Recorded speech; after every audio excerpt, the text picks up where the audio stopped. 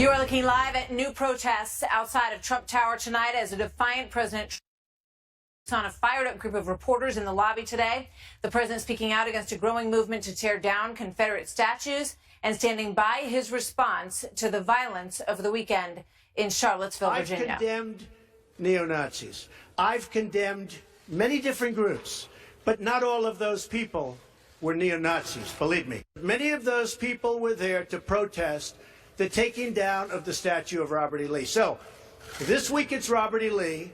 I noticed that Stonewall Jackson's coming down. I wonder, is it George Washington next week? And is it Thomas Jefferson the week after? You know, you really do have to ask yourself, where does it stop? So this was the scene in Durham, North Carolina last night. Tonight there is talk that more monuments will come down across the South as we sort of wonder where all of this is headed. The tension in the country in many ways feels like the unrest of the 1960s. Yet the statues under fire are those from the days when our country almost came apart, when 620,000 Union and Confederate soldiers lost their lives. General Mattis, now the Secretary of Defense, was asked in a recent interview which threat facing America worries him the most. A lot of things could come to mind, but here's what he said. The lack of political unity in America, the lack of fundamental friendliness. And today, Ben Shapiro, editor-in-chief of thedailywire.com, wrote this: there is a cancer in our body politic. We must cut it out or be destroyed. He joins us, along with Molly Hemingway, senior editor for The Federalist, and Jammu Green, former president of the Women's Media Center. Both are Fox News contributors. Welcome to everybody. Ben, I want to start with you in terms of your reaction after what you wrote. The president stepped out today. As I said, he wasn't going to take questions, but he clearly wanted to set the score straight on a number of points. What did you think?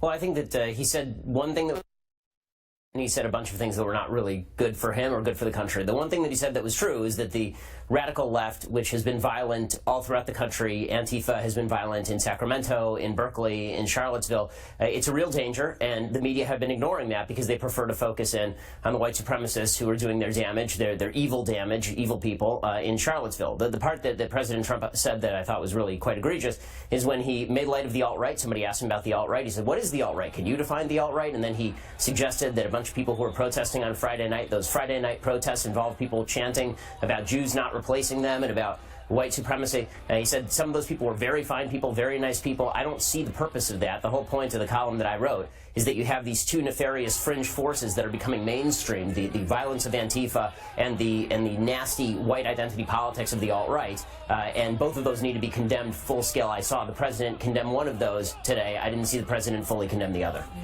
Jimmy, what was your takeaway today?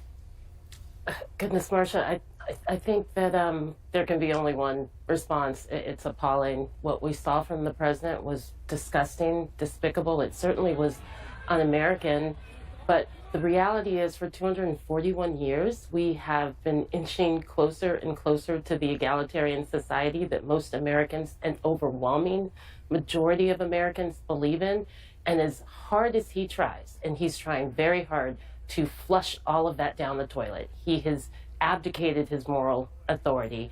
And I think now maybe the only solution is something that has been suggested by the biographer of former President Clinton, which is for President Obama, President Clinton, and both President Bushes to come out and make a statement to provide the comfort and assurance that you would expect from a president, but we're clearly not going to get that from Donald Trump. His true colors. Molly, what do you think? Something really quickly, which is that he actually did say that neo-Nazis and white nationalists should be, and I quote, condemned totally. So he did condemn neo-Nazis and white nationalists, and he had a kind of rambling press conference, but it's really good when things are heated to go back and read what President Trump actually said and then engage with those actual words. And there is something about the way he talks that definitely sets people off. And at times like this, when we have white nationalists protesting in Charlottesville, we have leftist mobs tearing down statues, it's really important for people to try and keep things as calm as possible and to preserve political debate. And there is a good case to be made for taking down Confederate statues. That is a case that should be made calmly and rationally by talking to your neighbor and convincing them and understanding that there are multiple arguments in favor and against the removal of statues, and that iconoclasm in general is something that you do want to worry about, and mob violence is something that is very dangerous and can quickly get out of control. And it feels like it. And it feels like that's what's happening in some of these situations with regard to the statues, because there are people who do not fit into any of these extreme categories, who believe that these statues have a reason to remain. And one of them is Condoleezza Rice, who was asked about this a while back. Let's play that. I am a firm believer in keep your history before you. And so I don't actually want to rename things that were named for slave owners. I want us to have to look at those names and recognize what they did and be able to tell our kids what they did and for them to have a sense of their own history. When you start wiping out your history, sanitizing your history to make you feel better, it's a bad thing. Wiping out your history to make you feel better. Jammu? Our history can live in a museum. It doesn't have to be in a park where young people of color walk by and see these statues that represent everything that goes against them and who they are as American citizens. You don't go to Germany and see statues of Adolf Hitler. It's fine to make sure that we remember history so we don't repeat it, but having these statues on federal property, on state government property, in parks, does nothing but harm individuals who understand what the Civil War was about, and it was an attack on them. And again, all of the progress we have made, we are not at a place in our country where the President of the United States, regardless of what his words were, he defended people who stood at that statue and shouted, "Death to Jews." That is what they were shouting Friday night.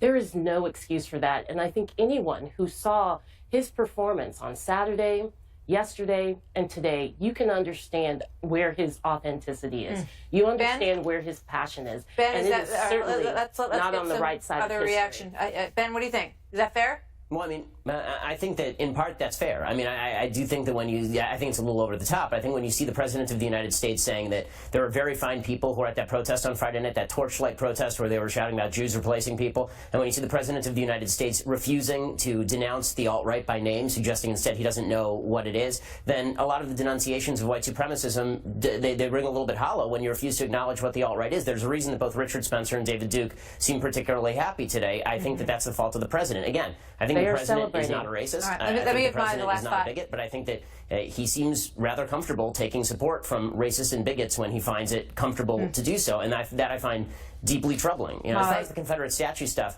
you know, I have sympathy for both sides on this particular argument, but the one thing I think we all should agree on is that leftist mobs ripping down statues in violation of law is obviously a violation of law, And there's a ought process to be underway stopped at the to first make available arrests with that. opportunity. Thank you, Ben. I do want to let Molly get a last word in here. Real quick, Molly. Just again, it's important for people. It seems like many people in our media and our president and our political leaders are not doing a good job at calming things down, but we can work together neighbor to neighbor to have decent civil conversations, and we should all work to do that. Well said. Thank you to all of you for being here tonight. So we're going to take a